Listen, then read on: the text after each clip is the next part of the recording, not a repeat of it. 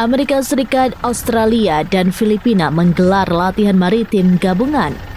Latihan berlangsung pada Minggu 15 Februari 2026 hingga Senin 16 Februari 2026 di Laut Filipina Barat.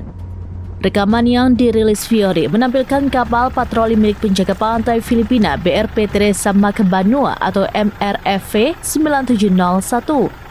Ada juga kapal perusak rudal berpemandu kelas Arleigh-Burke milik Angkatan Laut Amerika Serikat USS Dewey atau DDG-105. Kemudian helikopter dan sejumlah kapal perang turut menyertai.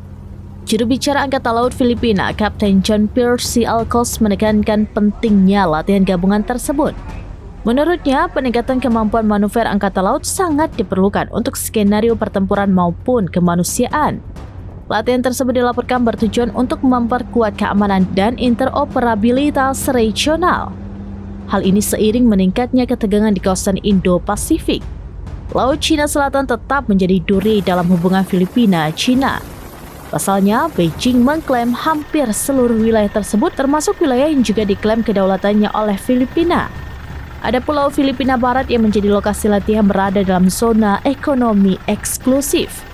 Jaraknya lebih dari 1.000 km dari Kepulauan Natuna, Indonesia.